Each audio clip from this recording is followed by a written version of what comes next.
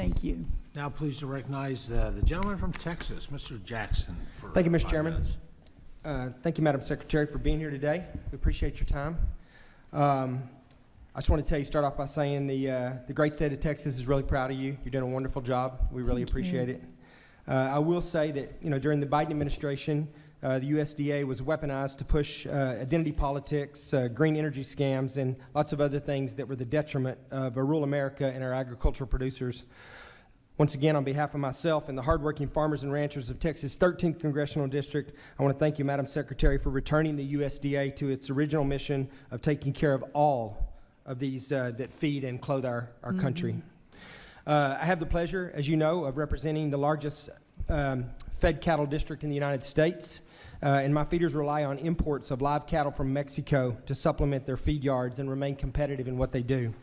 I understand that the restriction on live animals was not an easy choice, and that the USDA made that to protect America's herd health. But every day that imports are suspended, my constituents, their businesses are severely impacted. Madam Secretary, I just wanted to ask you, as you mentioned in your testimony, the USDA is currently reviewing the import suspension every 30 days. Could you please describe to us what are the metrics the agency would like to reach before resuming re-entry of live cattle? And what can this committee do to enhance inspection activities at U.S. ports of entry along the southern border once the suspension is lifted? We want to do everything we can to get this over as quickly as possible. Yeah, I hear you and realize this is a significant decision with big consequences for not just Mexico, but for us, for Texans, and for the industry. The 30 days is our benchmark, but we're assessing every single day.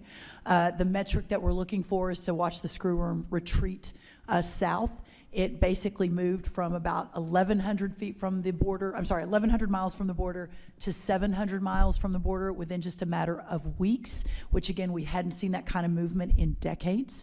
I can't underscore enough what a dire situation this is. We have put tens of millions of dollars into additional sterile fly production south of the border. We'll have a significant announcement in a couple days to continue expanding on that. I'm in almost daily touch with Secretary Bertagay of Mexico. The challenge is that the sophistication of their data collection, not surprisingly, south of the border is not up to our standards. So they have, I will give them credit, more than ever before, at least in our team's partnership, have been more open and more willing to allow our team on the ground to ourselves assess the situation.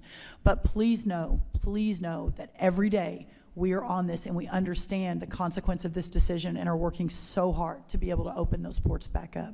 Thank you. I appreciate that. And obviously, the sterile fly facility is going to help with the long-term, dealing with this from the long term, so that we don't get, like you said, in this situation where it plagues us for the next 30 years.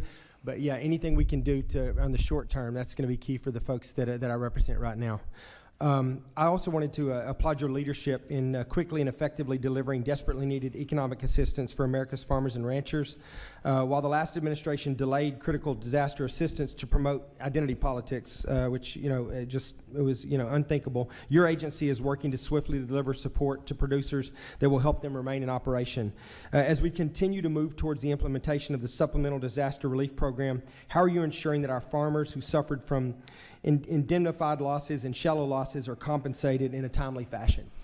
I am really proud of this. I think relative to, and not to throw the last administration completely under the bus, I think this is true of many of the administrations before us, but we have moved more quickly than even most people thought possible. The ECAP, of course, went out ahead of time, and you send your paperwork in within 3 days. We turned the funding around. The next tranche is the $20 billion. The $10 billion was the first tranche, the $21 billion. We've already begun to move that out. You probably are tracking the livestock piece was the first piece.